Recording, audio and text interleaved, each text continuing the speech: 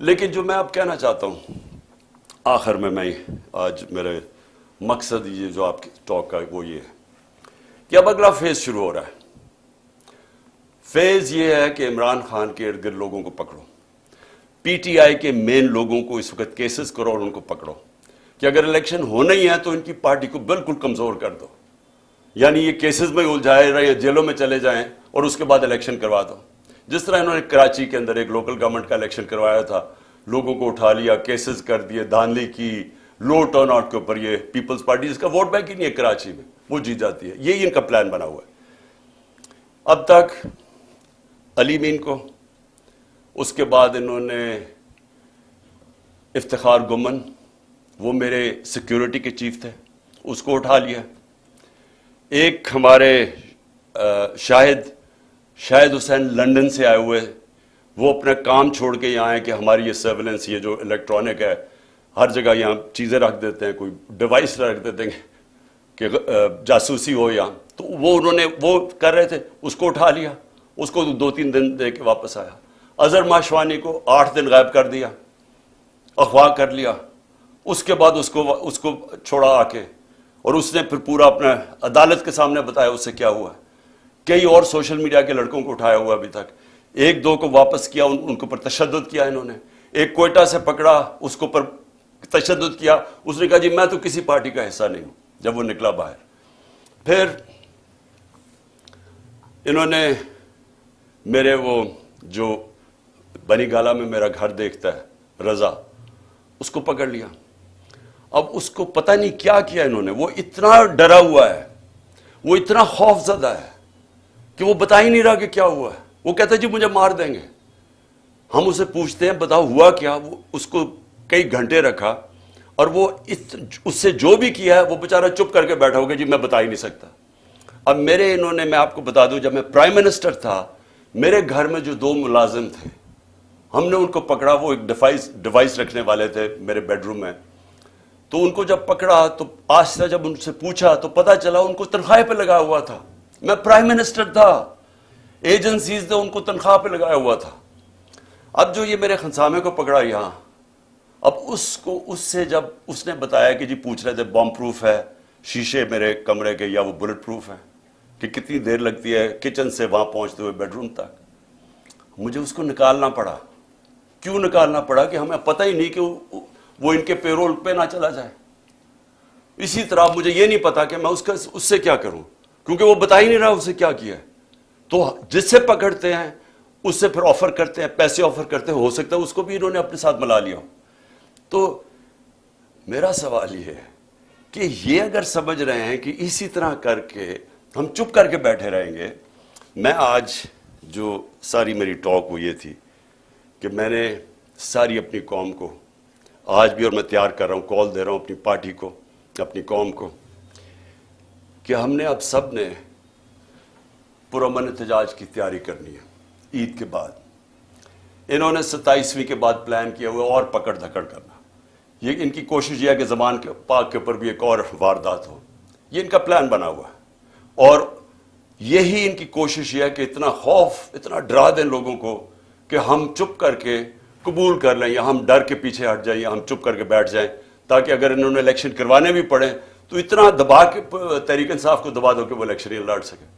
और care taker government, जिसका सिर्फ, फिर से मैं बता दूं, केयर टेकर का काम सिर्फ एक है, इलेक्शन करवाना। वो केयर टेकर जो कर रही है, कभी यानी नून लीग का अभी तक कोई नहीं पकड़ा इन्होंने, सारे पीटीआई के पकड़े, 3000 वर्कर पकड़ लिए, कोई नून लीग का नहीं है। तो और उनके लिए पूरे इलेक्शन कैंपेन भी, हर तरह की मदद है उनके लिए, और हमें दबा रहे हैं। कभी ऐसी भी केयर टेकर गवर्नमेंट हुई है? तो इनकी सारी कोशिश जो है, मैं आज अपनी कौम को अब कह रहा हूं कि हमने ये चुप करके भेड़ बकरियों की तरह ये कबूल नहीं करना ये जो जुल्म हो रहा है। मैं अपने सारे कारकुनों को कह रहा हूं तैयारी करें आप। मैं हर लेवल पे लोगों को कह रहा हूं आप तैयारी करें। हमें पुरअमन एहतजाज करना पड़ेगा। हम ये चुप करके ये जो जुल्म अब आगे करने भी जा रहे हैं, हम ये सहने नहीं लगे।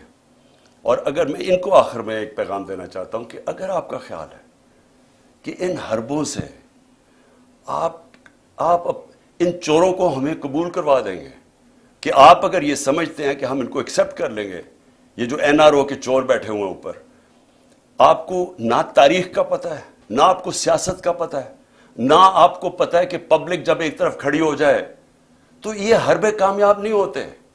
अगर ये खौफ जो फैला रहे हैं, 1 साल से खौफ पैदा कर रहे हैं कि जी हम ये कर देंगे, हम वो कर देंगे, कांटा डाल दिया इमरान खान के ऊपर, आप जीत ही नहीं सकते, हर को, हमारे लोगों को डिमोरलाइज करते जो भी। अगर इससे फर्क पड़ना होता तो आज इतनी लाइनें ना लगी होती तहरीक इंसाफ का टिकट लेने के लिए। मेरे पास टाइम ही नहीं है, इतने ज्यादा लोग हैं जो पीटीआई का टिकट लेना चाहते हैं। कोई इससे फर्क नहीं पड़ रहा। कौम को पता है, जो इलेक्शन लड़ने वाला है उसे पता है कि नीचे जो वो जा रहा है हलकों के अंदर, वहां सिर्फ इसे पीटीआई की बात कर रहे हैं लोग। वो लोग अब अगर इससे लोग डर जाते तो भी हमारे पास तो कैंडिडेट ही नहीं होने चाहिए थे। हमारे पास तो एक एक हल्के पर कैंडिडेट्स इतने आ गए हैं, हमें तो सबसे बड़ा मुश्किल यह पड़ा हुआ है कि हम टिकट दें किसको। तो इससे कोई कामयाब सिर्फ एक हो रहा है, मुल्क में नफरतें फैल रही हैं, इदारे और कौम के बीच में फासले बढ़ रहे हैं। मैं इसलिए अपनी कौम की खातिर आज कह रहा हूं कि इस कौम को बचाने के लिए खुदा के वास्ते अभी भी होश के नाखुन हो। इस वक्त भी टाइम है, सोच लें कि इस कौम को बचाएं जिस तरफ जा रहे हैं। ये इस तरह अगर जिस तरह हम अभी जा रहे हैं, माइशत तबाह हो गई है, वो तो ठीक हो ही नहीं सकती जब तक इलेक्शन ना हो। और जिस तरह ये नफरतें फैल रही हैं, ये तो किसी वक्त भी कुछ हो सकता है पाकिस्तान में। इसलिए मैं आज भी कह रहा हूं कि सारे जो इस मुल्क में जमहूरियत चाहते हैं, पहले तो सारे सुप्रीम कोर्ट के साथ खड़े हों, क्योंकि सुप्रीम कोर्ट एक ही चीज है जो हमें बचा रही है हमारी जमहूरियत को आज।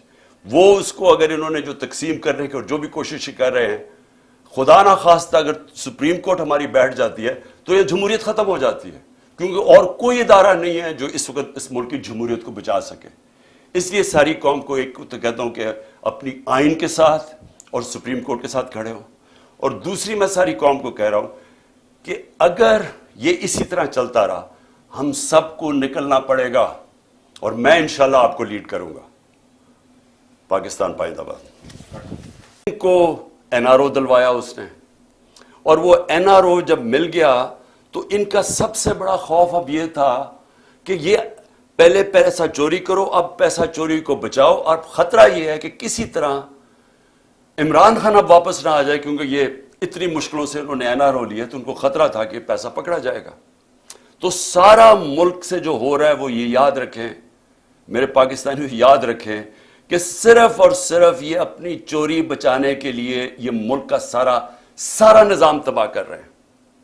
और जो अफसोस है मुझे कि हमारे मुल्क में वो लोग हैं जो मुल्क के मुहाफिज हैं, जिनके पास पावर है, जो एस्टेब्लिशमेंट है, वो जाके इनके साथ खड़ी हो गई है। और ये मिल के हो क्या रहा है कि मुल्क का निजाम तबाह किया जा रहा है, सिर्फ और सिर्फ किसी तरह इमरान खान ना आ जाए वापस। तो अगर आपको यह समझ आ जाए तो फिर आपको सब सुप्रीम कोर्ट के ऊपर क्यों हमला हो रहा है, इलेक्शन क्यों नहीं करवा रहा है।